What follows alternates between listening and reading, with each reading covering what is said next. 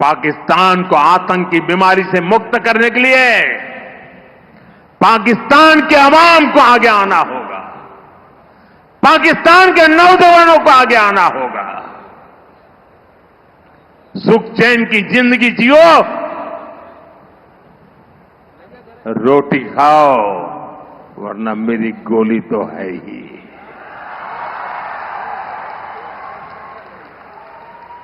क़यादत को बल्कि बराह रास्त पाकिस्तान के अवाम और नौजवानों को कह रहा है कि रोटी खाओ वरना मेरी गोली तो है ही।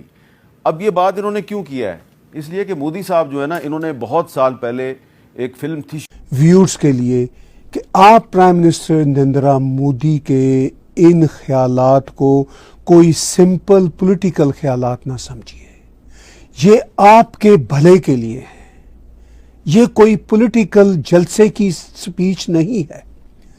इतनी हमदर्दी के साथ, इतने थोड़े प्रिसाइज शब्दों के साथ उन्होंने क्या मैसेज दिया है पाकिस्तान की आवाम को। उन्होंने कहा आज हम दुनिया की 4th बड़ी इकोनॉमी बन गए हैं। इंडिया के थिंक टैंक की तरफ से ये अनाउंस किया गया है और ये हम नहीं कह रहे बल्कि ये IMF का डेटा कह रहा है।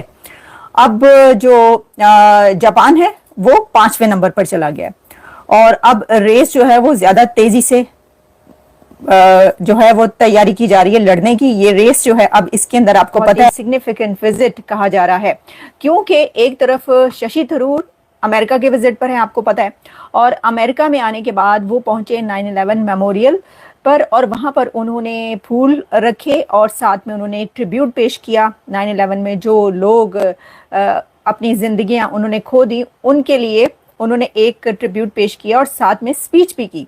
अब जब उन्होंने जो स्पीच किया शशि थरूर साहब ने, तो उसमें उन्होंने कुछ ऐसी बातें की हैं जो आपके सामने रखते हैं। देखिए, सबसे पहले तो आप को ये पता ही होना चाहिए, मैंने आपको पहले भी बताया कि शशि थरूर एक 7 टीम्स के साथ और 50 से ज्यादा जो हैं मेंबर्स पार्लियामेंटेरियंस जो हैं उनके साथ एक डेलीगेशन लेकर, बहुत बड़ा डेलीगेशन लेकर दुनिया के विजिट पर हैं इस वक्त। और कहा जा रहा है कोई 33 के करीब जो कंट्रीज हैं उनमें वो विजिट कर रहे हैं। अमेरिका वो पहुंच चुके हैं। अमेरिका का उनका विजिट बहुत ही अहम है।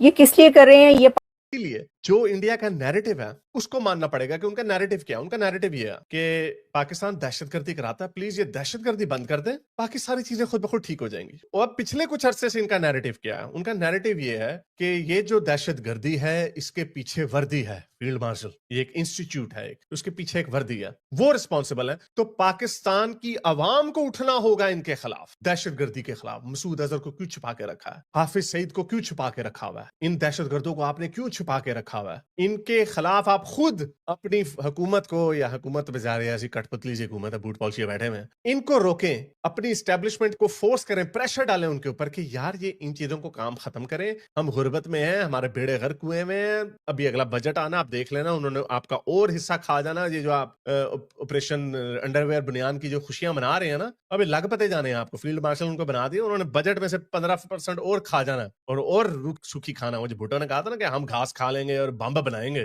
तो घास अभी अब आपको घास क्या, अब आपको सूखी घास खानी पड़ेगी। तो ये उनका नैरेटिव है। आप ये दहशतगर्दी खत्म कर दें और पाकिस्तान की आवाम, ये उनकी उम्मीद थी। मैं बड़े अरसे से लोगों से सुन रहा था, वो ये कहते थे यार ये पाकिस्तान की आवाम ही इनको सीधा करेगी, लेकिन अब ये उन्होंने देखा, वो जाहिर बात है इस तरह चीजें नहीं चलती। तो ये वो कह रहे हैं। तो अब इस पॉइंट को लेके आगे चलें कि वो पाकिस्तान की आवाम को क्या कह रहे हैं? दहशतगर्दी रुकवाएं, अपनी हुकूमत पे प्रेशर डालें कि दहशतगर्दी रोकें, पाकिस्तान के नौजवानों को आगे आना होगा। यस, ये धमकी नहीं, ये इसको कहते हैं दरख्वास्त करना, गुजारिश करना।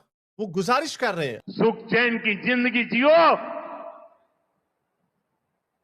रोटी खाओ, पैसा बनाओ, मौज करो, रोटी खाओ। मुझे लगता है अब आनी है प्रॉब्लम वाली बात, वरना